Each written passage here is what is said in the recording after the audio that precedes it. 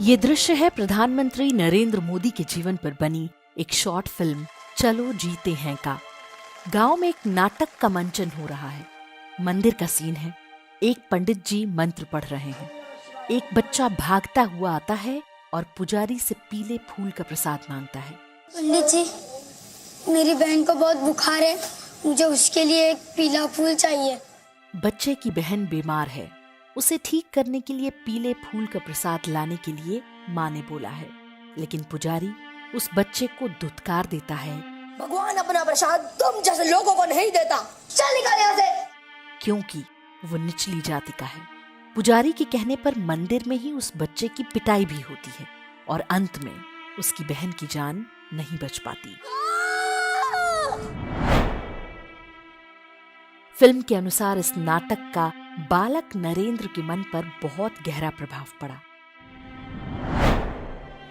नाटक का ये सीन वास्तव में एक टेम्पलेट है।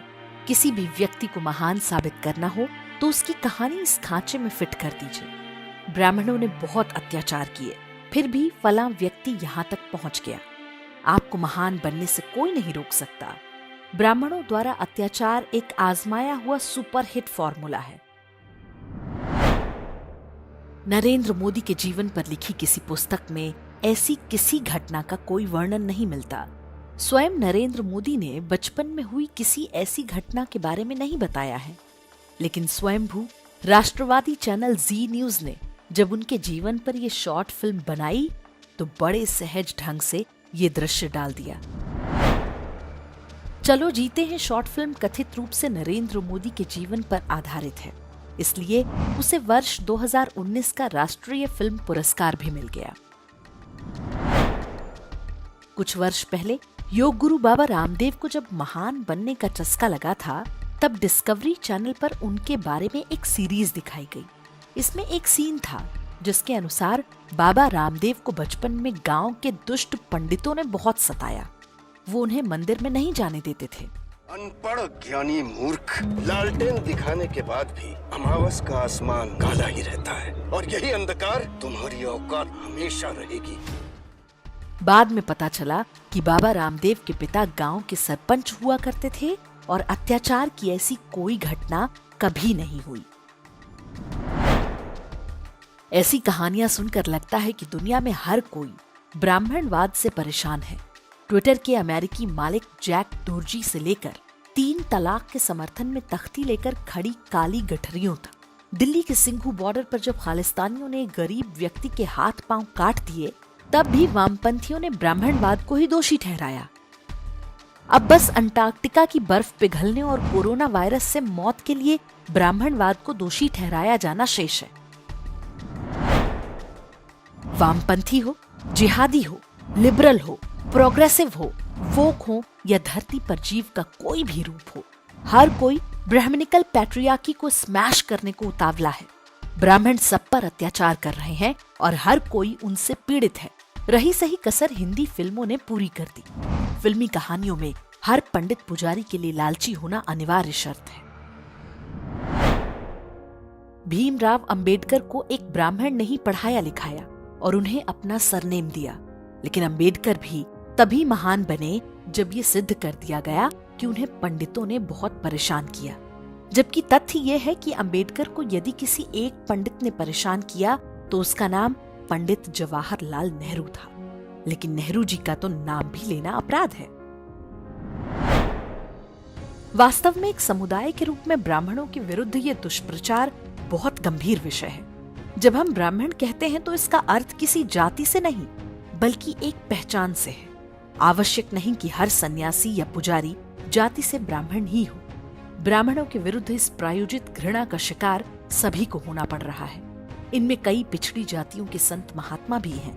हर व्यक्ति जो हिंदू धर्म और अध्यात्म से सीधे जुड़ा है वो उनके निशाने पर है।